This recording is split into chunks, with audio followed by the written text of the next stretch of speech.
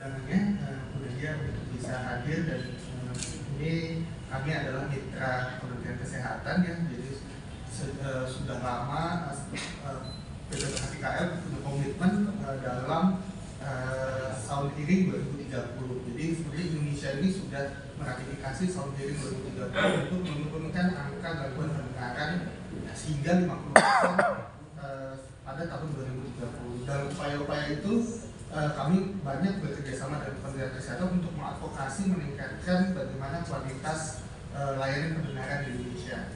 Betul seperti yang dikemukakan oleh Bu Nadia tadi bahwa sebenarnya ada 5 penyebab utama terjadinya gangguan pendengaran. Yang pertama adalah infeksi telinga di Indonesia ini. Berdasarkan penelitian kita tahun 2019 itu angkanya sekitar 2,9% pada anak usia sekolah. Jadi dan ini tidak akan terjadi gangguan pendengarannya langsung Bapak Ibu sekalian, tapi justru terjadi gangguan pendengarannya adalah pada usia produktif. Kenapa? Karena proses infeksi telinga itu dimulai pada usia 2-5 tahun, kemudian ketika dia tidak ditata laksana secara maksimal, baru menjadi suatu masalah ketika dia mengalami gangguan komunikasi, dan itu terjadinya di usia produktif. Jadi yang kedua adalah mengenai gangguan pendengaran akibat tadi tuli kongenital. Indonesia seperti dikemukakan tadi bahwa angka kejadiannya 0,1 sampai 0,2%. Artinya kalau kita dari anak yang baru lahir. Jadi kalau kita hitung kira-kira setiap tahun tuh kita punya ketambahan 5.000 bayi yang lahir itu dengan potensi gangguan pendengaran. Yang ketiga yang biasa juga terjadi pada anak yang menjadi tren hari ini adalah gangguan pendengaran akibat bising, terutama kalau misalnya pada orang dewasa karena dia bekerja ya, karena pekerjaan, tapi kalau misalnya pada anak itu adalah karena tren penggunaan personal listening device ya. Dan juga yang menjadi sorotan kami adalah budaya bising yang ada di masyarakat Ibu Nadia. Jadi di banyak daerah di Indonesia itu senang sekali menggunakan atribut kesenian dengan volume tinggi. Dan ini hari ini tidak ada perlindungan untuk anak-anak yang dalam tanda kutip terlibat secara tidak langsung dalam kegiatan-kegiatan ini. Padahal kejadian pajanan bising pada anak itu akan lebih sensitif menyebabkan gangguan pendengaran dibandingkan ketika dia terjadi pada orang yang lebih dewasa. Nah, hal-hal ini seperti tadi dikemukakan oleh Bu Nadia bahwa ketulian bukanlah suatu kecacatan yang terlihat. Ketulian itu adalah hidden disabilities. Orang yang mengalami ketulian pada tahap yang levelnya rendah itu tidak terlihat sebagai orang yang mengalami kecacatan fisik, tapi dia muncul sebagai gangguan performa. Dia terlalu di sekolah yang mengalami gangguan, kemudian dia menarik diri dari pergaulan. Kenapa? Karena ketika dia berkomunikasi, dia kesulitan untuk mengerti orang lain ngomong apa, atau kesulitan ketika dia berkomunikasi karena salah pemahaman persepsi terhadap apa yang diomongin sama orang lain. Yang paling parah adalah ketika dia tidak bisa lagi berkomunikasi. Itu yang ditemukan oleh SKI, jadi Survei Kesehatan Indonesia tahun 2023. Di mana sekitar 0,4% orang Indonesia itu atau sekitar hampir 1 juta lebih itu tidak bisa berkomunikasi tanpa alat bantu. Jadi itu puncak gunung es. Sebelumnya tentu ada banyak hal yang memang harus ditangani. Nah untuk itu maka kami memohon tentu harus ada kolaborasi, tidak bisa selesai sendiri. Harus ada kolaborasi dari mana nih? Dari kami yang ada di profesi, pemerintah yang memegang kebijakan, kemudian organisasi-organisasi mitra strategis seperti hari ini kita punya Komite Nasional Penanggulangan Gangguan Pendengaran dan Ketulian yang sangat aktif di seluruh Indonesia ya. Kemudian serta pendidikan ya, kemudian juga organisasi masyarakat. Karena kalau semua stakeholder ini bekerja dengan baik, maka tentu kita bisa melakukan tata laksana sedini mungkin. Jadi Bapak Ibu sekalian, berbeda dengan gangguan indera penglihatan, gangguan indera pendengaran, kalau ditata laksana secara dini itu bisa dikembalikan fungsinya menjadi fungsi normal. Itu berbeda dengan, mohon maaf, misalnya orang mengalami suatu kebutaan total, hari ini belum ada teknologi untuk mengatasi buta total, tapi tuli total itu bisa dilakukan dengan teknologi kesehatan dan bisa dikembalikan fungsinya tadi untuk bisa berfungsi dengan baik. Oke, dan sehingga kami mengajukan ada beberapa langkah strategis untuk kerjasama ini. Yang pertama adalah memudayakan pemeriksaan pendengaran dari alat. Kalau hari ini mohon maaf orang datang ke layanan kesehatan itu karena dia merasa gangguan pendengaran.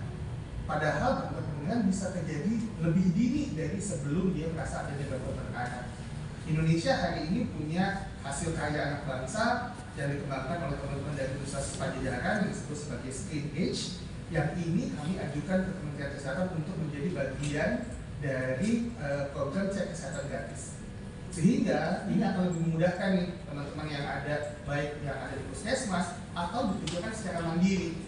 Sehingga seperti di luar negeri hari ini tuh orang pemeriksaan pendengaran tuh jadi budaya. Jadi kayak misalnya perusahaan-perusahaan alat bantu personal listening device, misalnya kayak Apple dan beberapa perusahaan-perusahaan lain, itu di aplikasinya bisa langsung melakukan pemeriksaan secara mandiri. Sehingga orang bisa bilang, saya umur 60 tapi pendengaran saya sekarang umur 20 tahun. Cakep.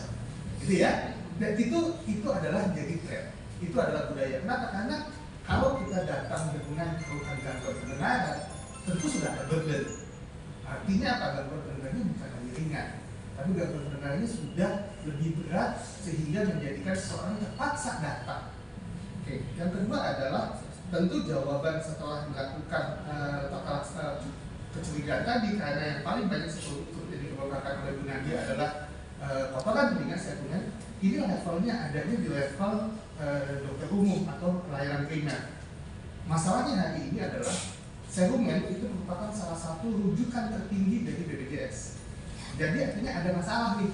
Jadi harusnya bisa dikuatkan bagaimana teman-teman yang ada di layanan primer bisa mengatasi masalah serumen.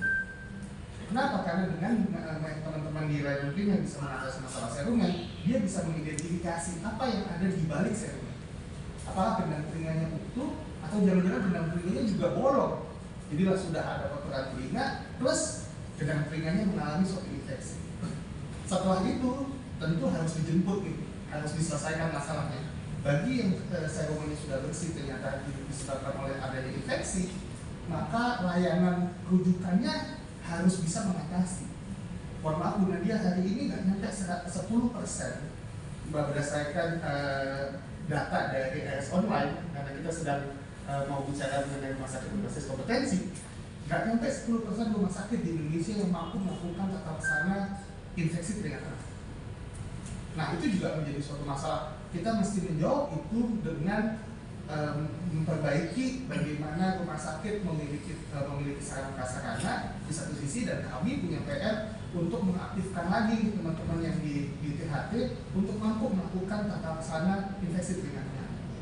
Gitu ya. Dan selanjutnya di mana? Selanjutnya adalah tentu cerita tentang bagaimana kalau yang sudah mengalami gangguan pendengaran dan tidak bisa ditata laksana secara bedah maupun secara medikamentosa. Tentu mereka artinya membutuhkan alat bantu seperti halnya kacamata. Masalahnya adalah alat bantu mendengar itu bukan sesuatu yang murah. Mohon maaf, tapi hari ini JKN masih sangat terbatas memberikan cakupan untuk alat bantu mendengar. Nah hari ini kami PP Perhati dan Kementerian Kesehatan sedang mengakses nih. Kami berharap bahwa cakupan alat bantu mendengar bahkan sampai ke cochlear implant itu bisa kita masukkan ke jaminan kesehatan nasional. Dengan demikian, adik-adik kita yang lahir dengan gangguan pendengaran sangat berat, ini bisa kita selamatkan mereka untuk supaya bisa sekolah di sekolah normal. Kenapa? Karena kalau kita terlaksana secara dini, maka gangguan pendengaran yang sangat berat tadi ini bisa menjadi potensi sebenarnya mereka menjadi orang yang bisa bekerja secara normal. Dan hari ini yang kita tahu bahwa TKN masih belum nih untuk bisa mencakup sampai ke gangguan pendengaran berat dan sangat berat tadi.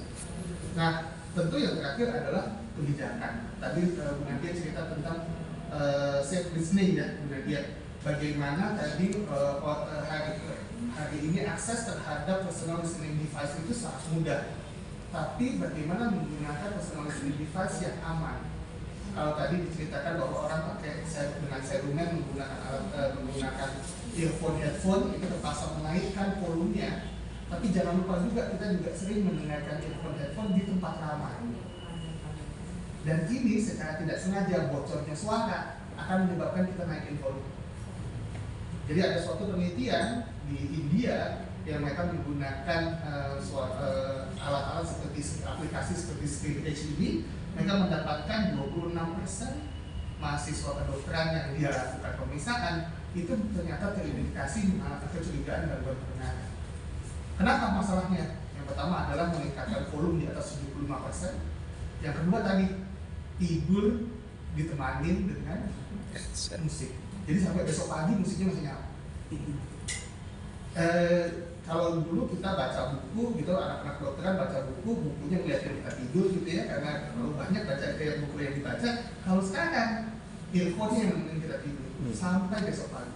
Artinya udah jelas itu 60-60 udah nggak bisa gitu ya. Jadi tentu kebijakan hal-hal ini harus datangnya ceritanya sebagai bukan lagi kebijakan yang sifatnya kesehatan, tapi ini harus jatuhnya menjadi suatu budaya yang ada di masyarakat. Nah, apa yang kami lakukan dalam rangka kesehatan pendengaran? Kami akan melakukan sudah melakukan training on trainers untuk menggunakan aplikasi ScreenEdge pada seluruh cabang kami di seluruh Indonesia. Dan selama bulan Maret sampai April ini, kami akan melakukan screening pendengaran di anak-anak sekolah dasar, SD, SMP sampai SMA. Target kita adalah kita punya data baru nih, pengguna dia berapa sih sebenarnya kejadian gangguan pendengaran, kecurigaan gangguan pendengaran pada anak sekolah.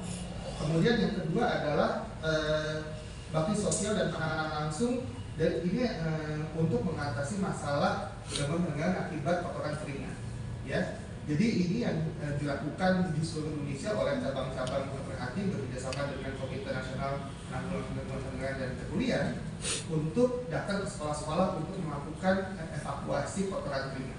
Tentu diharapkan ini juga bisa diikuti oleh teman-teman dari Puskesmas supaya juga mereka bisa dalam tanda kutip pemantapan kompetensi melakukan ekstraksi serumen, sehingga nanti ketika mereka melakukan kegiatan di layanan primer, serumen ini sudah sebagian besar bisa diselesaikan di layanan primer. Selanjutnya juga edukasi dan pemberdayaan masyarakat. Kita lomba edukasi, melakukan digital outreach dan webinar awam ini dilakukan di seluruh Indonesia selama bulan ini. Kemudian juga akan ada pengembangan profesi dan akademik. Ini kegiatan-kegiatan inilah juga